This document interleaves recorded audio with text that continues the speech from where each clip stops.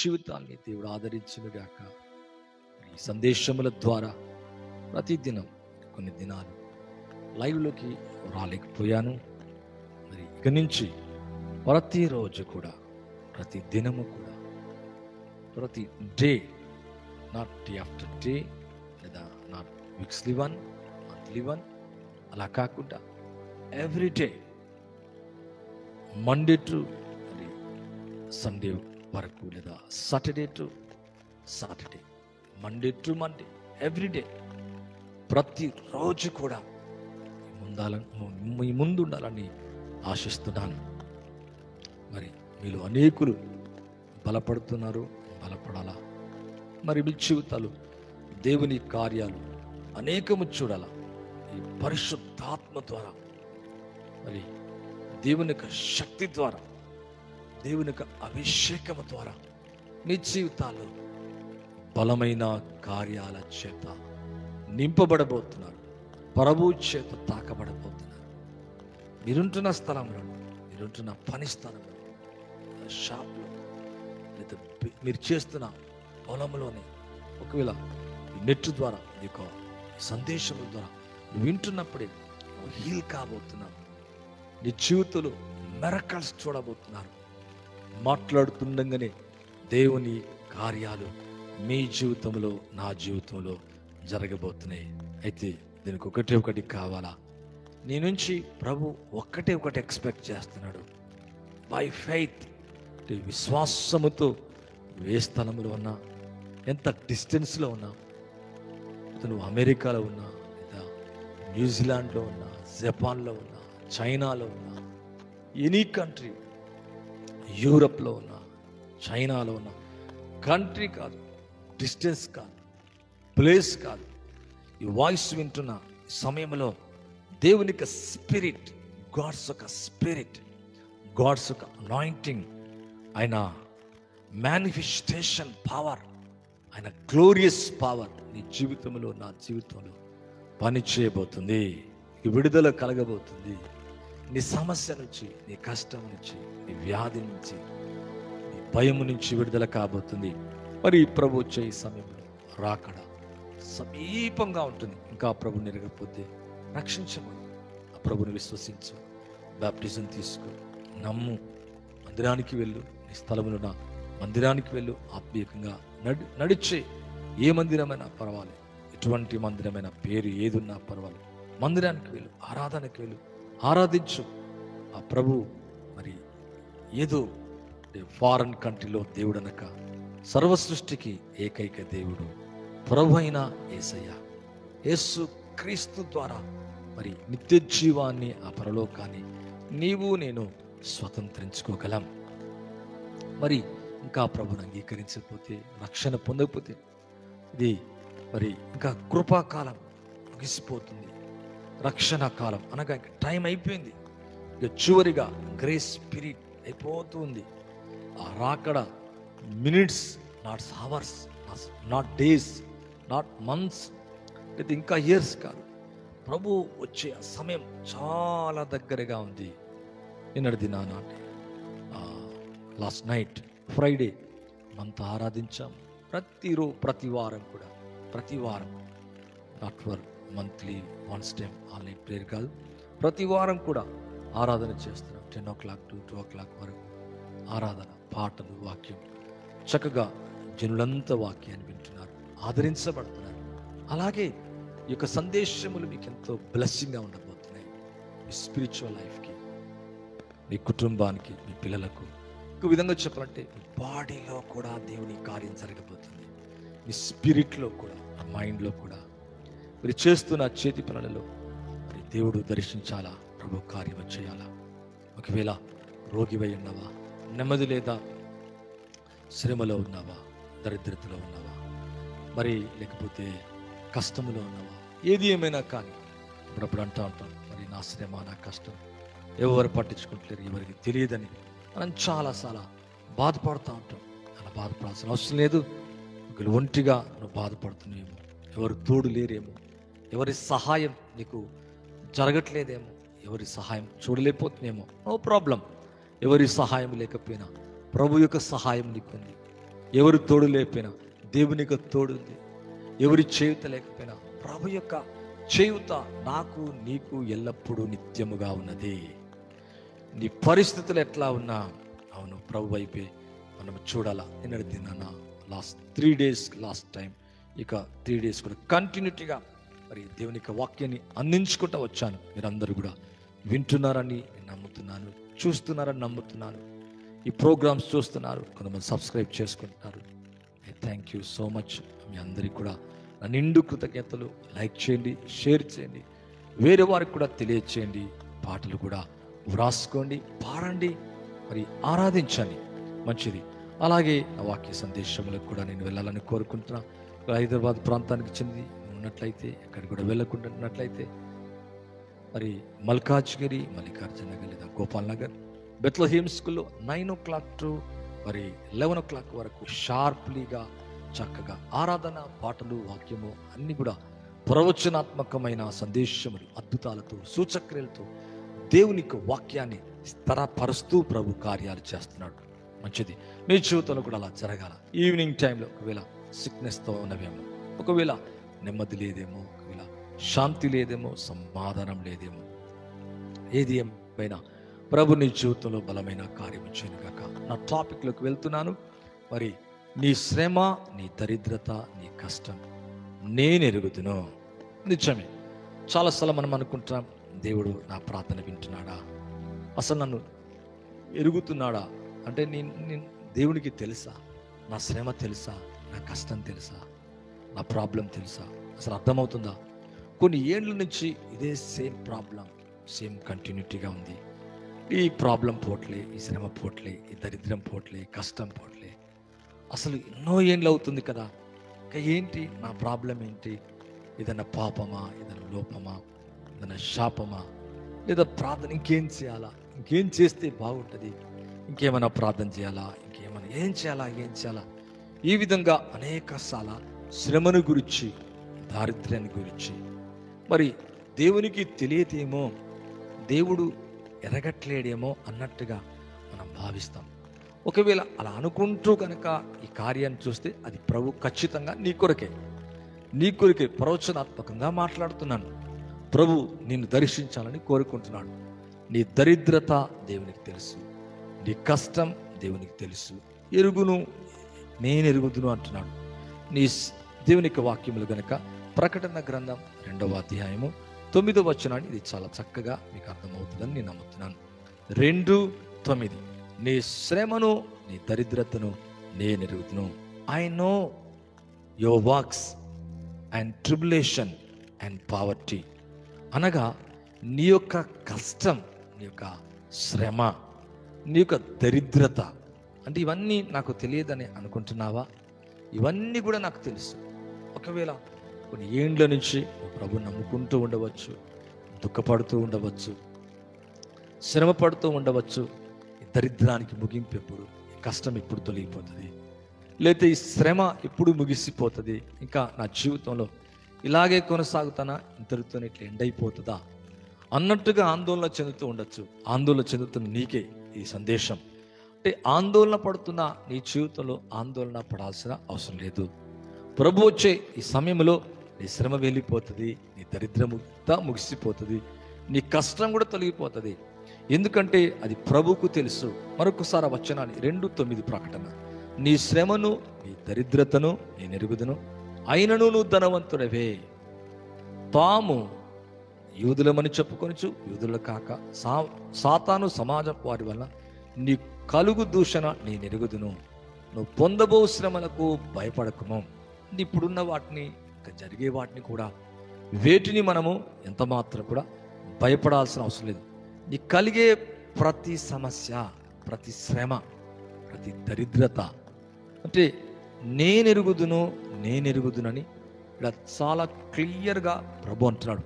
అంటే పరిశుద్ధాత్మ దేవుడు, యేసు ప్రభు దేవుడు, యెహోవా దేవుడు. ఇంకొక విధంగా నీకు అర్థం కావాలంటే ప్రభువుకు తెలుసు, దేవునికి తెలుసు, లేదా నేను ఎరుగుదును అంటున్నాడు.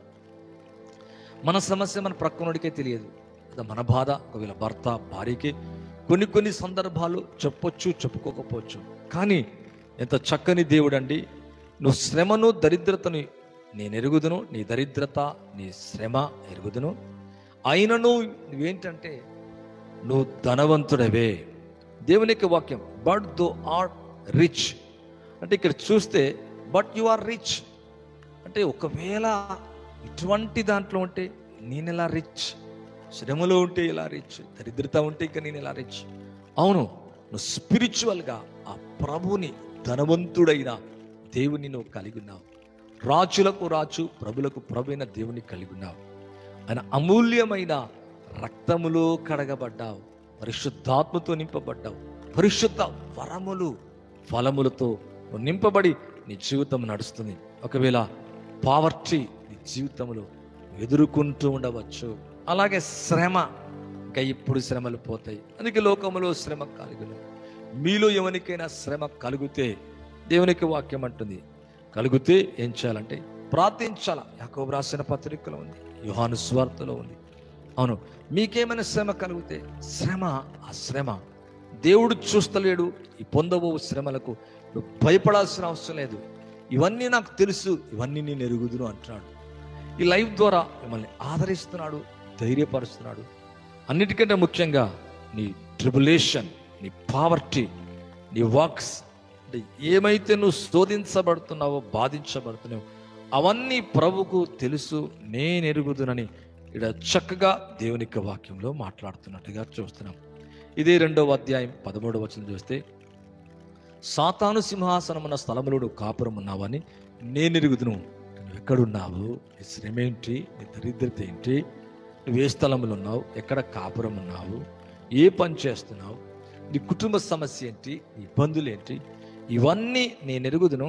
మరియు సాతాను కాపురం నా స్థలములో నా యందు విశ్వాసం అండి నన్ను గూర్చి సాక్షి అయిన అంతిపై వాడును మీ మధ్య చంపబడిన దినంలో నువ్వు నా నామమును గట్టిగా చేపట్టి నా యందని విశ్వాసం విసర్జింపలేదని నేను ఎరుగుదును. అంటే వీటన్నిటిలో కూడా నీ ఫెయిత్ స్ట్రాంగ్గా ఉందంట. అంటే విశ్వాసాన్ని నువ్వు వదిలిపెట్టలేదంట. I know your works, I know thy works.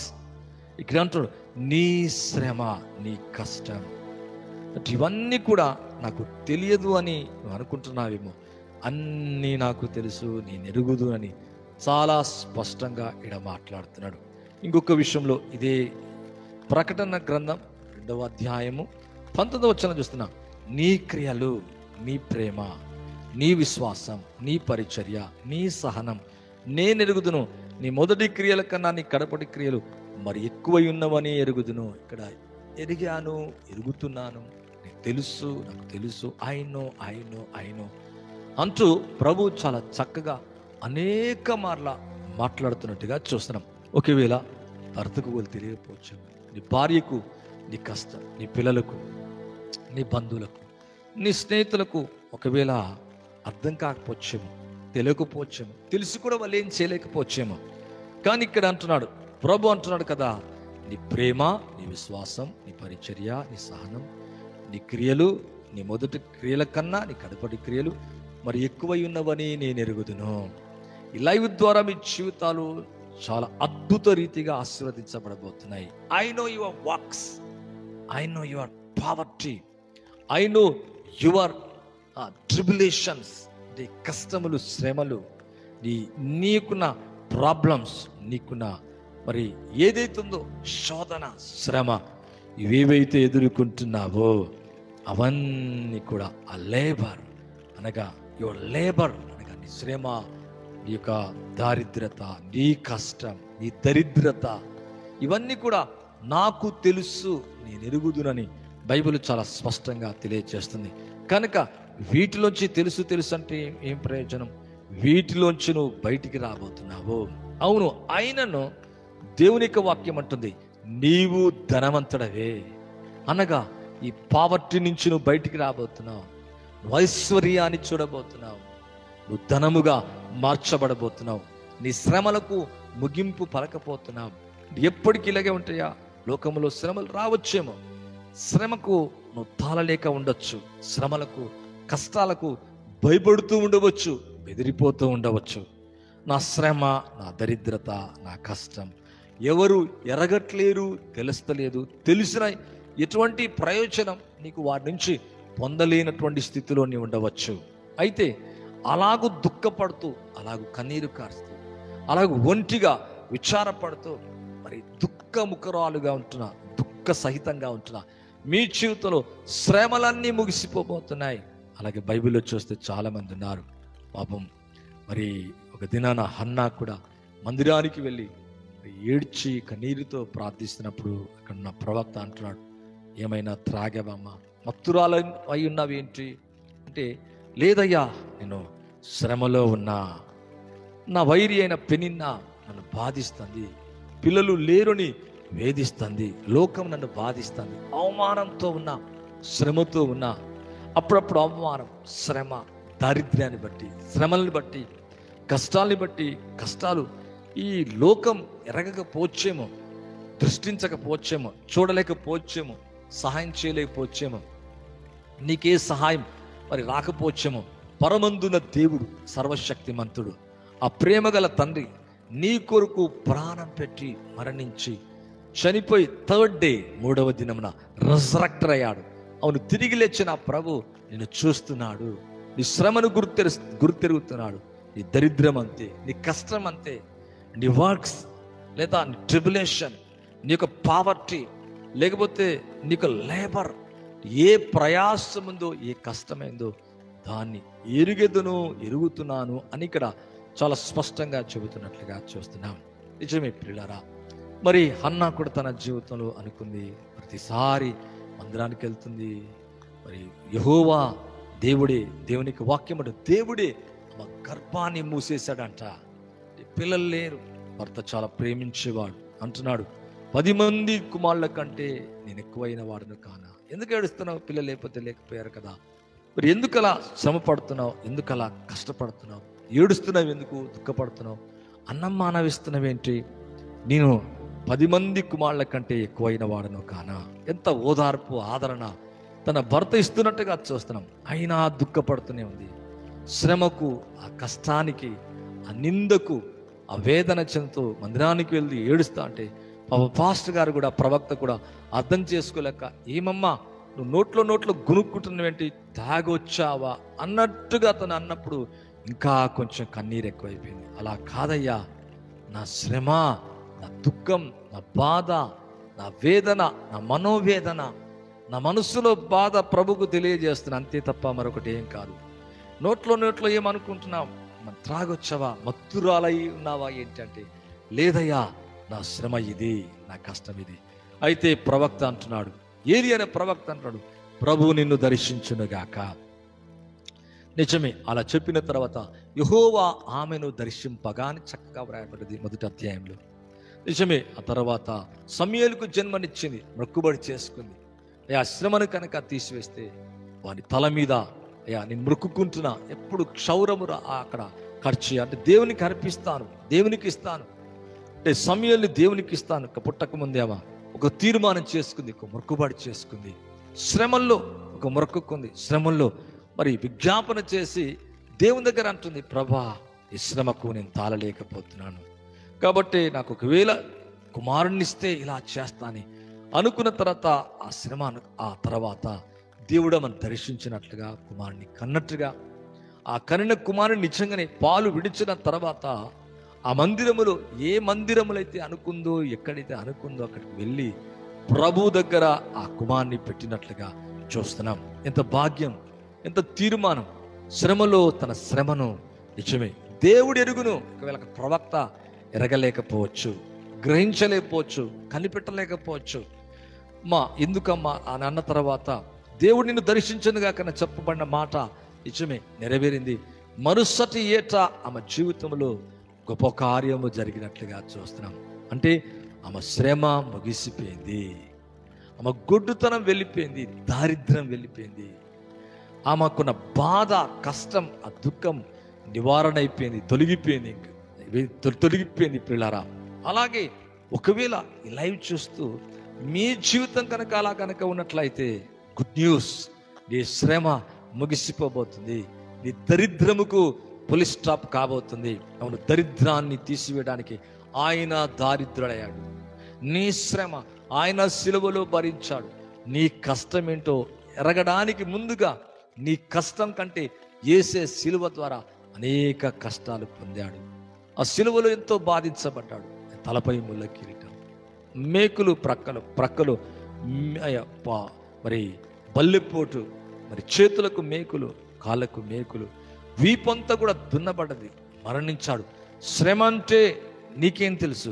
శ్రమ అంటే ప్రభుకు బాగా తెలుసు. అవమానం, నింద, కష్టం ఉంచారైన మీద. అందరూ కూడా గుద్దారు, మరి ప్రవచించని చెప్పారు, రకరకాలుగా చేశారు. ఆ శ్రమను సహించాడు, భరించాడు. దేని కొరకంటే నీ శ్రమ తీసివేయడానికి, నీ దారిద్ర్యం, నీ కష్టం. అవును, నేనెరుగుదును, అయినను ఇవన్నీ కలిగిన నీవు ధనవంతుడవే. ఈ లైవ్ ద్వారా నీవు ధనవంతుడవే, నువ్వు ఐశ్వర్యవంతుడవే, నువ్వు ఐశ్వర్యవంతుడవే. You are rich, not you are poor. దేవునికి వాక్యం అంటుంది బైబిల్లో చూస్తే, బట్ యు ఆర్ రిచ్ అంటే నీవు ఇవన్నీ కలిగి ఉన్నప్పటికీ కూడా విశ్వాసాన్ని వదిలిపెడతలేవు కనుక, నమ్మకాన్ని వదిలిపెడతలేవు కనుక నీవు ధనవంతుడవే. నీ ప్రయాసం, నీ కష్టం, నీ దరిద్రత ఇక ముగిసిపోతుంది అని ఇక్కడ చాలా చక్కగా మాట్లాడుతున్నట్టుగా చూస్తున్నాం. హన్నా జీవితంలో శ్రమపోయింది. ఒకరే కాదు, మక్కుకున్న ఒక కుమారుని చేసింది. వయసు చాలా పెద్దగా అయిపోయింది. మరలా దేవుడు దర్శించగా అనేక కుమారులను కనినట్లుగా చూస్తున్నాం. కానీ మొదటి కుమారుడు అనగా సమూయేలు ఏ కుమారునైతే మొక్కుకుందో, దేవుడు ఏ కుమారునైతే మరి దేవునికి ఆత్మ ద్వారా తాకి దేవుడిచ్చాడు, మిగతా వారు కూడా దేవుని పిల్లలే. కానీ ఆ కుమారుడు సమూయేలు గొప్ప ప్రవక్తగా మార్చబడ్డాడు. వాడు చిన్ననాటిని మొక్కుకున్నట్లుగా సమూయేలు ప్రవక్తగా మార్చబడేట్టుగా, దాను మొదలుకొని బేర్షాబా వరకు ఆయన పలికిన మాటలు ఏది కూడా ఫెయిల్డ్ అవ్వలేదంట. అన్ని ఫుల్ఫిల్ అయినాయి. ఈ లైవ్ ద్వారా ఎవ్రీ వర్డ్ యేసు నామములో ఫుల్ఫిల్ అవును గాక. ఇప్పుడు మాట్లాడుతున్న నీ జీవితంలో, నీ వినికిలో నీ శ్రమ, నీ దరిద్రత, నీ కష్టం నజరేయుడగు యేసు నామములో తొలగి ధనముగా మార్చబడునుగాక. యేసే వచ్చే లోపట ఇంకా దరిద్రముతో నువ్వు ప్రభుని ఎదుర్కో, శ్రమతో ఎదుర్కో, కష్టముతో ఎదుర్కో. నీ కష్టము శ్రమ దేవుడు ఎరుగును. బైబిల్లో చూస్తే ఒకసారి ప్రభు ఎరుకో గుండా వెళుతున్నట్టుగా చూస్తున్నాం. అవునట్టుగా వెళ్తున్నాడు. ఒక త్రోవ ప్రక్కన వెళ్తున్నాడు. బర్తుమయ్య అనే భిక్షకుడు, మరి బర్తుమయ్య అనే భిక్షకుడు, మరి తీమయ్య కుమారుడు బర్తుమయ్య భిక్షకుడు అనే ఒక వ్యక్తి అడుక్కుంటున్నాడు. ఆ దారి గుండా వెళుతున్న ఆయన అటు వెళ్తున్నాడు. వెంటనే ఇక్కడ ఒక వ్యక్తి అంటున్నాడు, ఆ బర్తుమయ్య అంటున్నాడు, గుడ్డి భిక్షకుడు అంటున్నాడు, దావీదు కుమారుడా నన్ను కరుణించు. వెంటనే కరుణించడానికి ఆగిపోయాడు. దేవునికి వాక్యం అంటే అతని శ్రమ, అతని కష్టం, అతని దరిద్రత. ప్రభువు నీకేం చేయాలా? ప్రభువా నా కన్నులు తెరువనగానే నీ విశ్వాసము చొప్పున నీ కలుగును గాక. వెంటనే వాడు బాగైపోయాడు. మరి కష్టం తొలగిపోయింది, మరి దరిద్రత కూడా పోయింది. ఆ దిగ్గున లేచలంట. అంటే ఇంకేంటంటే ఇక అడుక్కునే ఆ వస్త్రాలు, ఆ గుడ్డ ఏమైతుందో, క్లాత్ ఏమైతుందో దాన్ని వదిలివేసి, ఆ దరిద్రాన్ని వదిలేసి, ఆ అడుక్కునే దరిద్రత వదిలేసి అక్కడి నుంచి వెళ్ళిపోతున్నట్టుగా చూస్తున్నాం. ఇక గుడ్డిగా ఎవరో కూర్చోబెడితే, ఎవరో విసుక్కుంటా కసురుకుంటా, ఏంటి ఒక చేయి పట్టుకొని నడిపించాలా గుడ్డివాన్ని. ఎలా అంటే తనంతట తను వెళ్ళగలడా? వెళ్ళిన కష్టం, చాలా కష్టాన్ని ఎదుర్కోవాలా, చాలా శ్రమ ఎదుర్కోవాలా. ఆ ప్రదేశానికి వెళ్ళాలా, గడిస్తరో ఇయరో, ఎంతో దరిద్రత, ఎంతో కష్టం, ఎంతో శ్రమ. కానీ ఆ త్రోవ పక్కన వెళ్ళే సమయంలో, ఆ మంచి సమయంలో యేసు అటుగా వెళుతున్నప్పుడు అది గుర్తెరిగాడు. మరి అటుగా వెళ్ళేటప్పుడు ఏమైనా చెప్పొచ్చాడా ఏంటి దేవుడు అంటే యేసు ప్రభు చెప్పొచ్చాడా? చెప్పి రాలే. అప్పుడప్పుడు చెప్పి రాడు. మరి దేవుని రాకడ కూడా చెప్పి రాదు. సడన్ గా అలా జరిగిపోతుంది. వీడు కూడా ఆ టైంలో అక్కడ ఉండటం, దేంటిని అడగటం వింటాడు కనుక ఏంటిని అడగటం. అప్పుడు అంటున్నాడు, అయ్యా యేసు నజరేయుడగు దావీదు కుమారుడు అటుగా వెళుతున్నాడు అని చెప్పినప్పుడు వెంటనే అతడు ఇక ఆలస్యం చేయలే, కేకలు వేసినట్లుగా చూస్తున్నాం. దావీదు కుమారుడా నన్ను కరుణించు. వీరందరూ అక్కడ ఉన్న వాళ్ళంట, ఊరుకో ఊరుకో అంటే వారు ఊరుకో అన్న కొలది మరీ అధికంగా దేవుని యొక్క వాక్యం అంటుంది మరి అధికంగా అంట. బైబిల్లో చూస్తే మరి అధికంగా ఏమంటున్నా అంటే, దావీదు కుమారుడా నన్ను కరుణించు. What a blessing! ఈ ఈవినింగ్ టైంలో నీ జీవితంలో నీవు కూడా నీ దారికి చెప్పిరాడు. సడన్గా ఒక్కోసారి ఆ టైంలో అక్కడ ఆ వ్యక్తి గనక లేకుంటే ఆపర్చునిటీ పోయి ఉండేది, అవకాశం పోయి ఉండేది. కానీ చెప్పి రాకపోయినా అక్కడ ఆ సమయంలో మరి గుడ్డి భిక్షకుడు అక్కడ ఉండటం అనేది చూస్తున్నాం. రాకడలో కూడా అంతే. ప్రభు వచ్చే టైంలో చెప్పి రాడు, అందుకే సిద్ధపడాలా, సరి చేసుకోవాలా, వెలిగించుకోవాలా, నీ జీవితాన్ని సరిదిద్దుకోవాలా. ఆ రైట్ టైంలో ఈ శబ్దాన్ని విని అంటున్నాడు కదా, ఎవరు అనగానే దావీదు కుమారుడు నజరేయుడగు యేసుని గురించి విని ఉండొచ్చు. అతను వెంటనే పిలుస్తున్నాడు, దావీదు కుమారుడా నన్ను కరుణించు. ప్రభు అంటాడు, నేను నీకేం చేయాలా అంటే, నిజంగా ఫిజికల్గా చూస్తే దరిద్రుడే, అంటే అడుక్కునేవాడే. మరి శారీరకంగా చూస్తే కనులు లేవు, నిజమే. అనేక శ్రమలు, అనేక కష్టాలు. ఒకరు తీసుకొస్తే కానీ ఈ స్థలానికి రాలేడు, పెద్ద కష్టమే. అది ఎవ్రీడే కష్టం, ఒకరోజు కష్టం కాదు.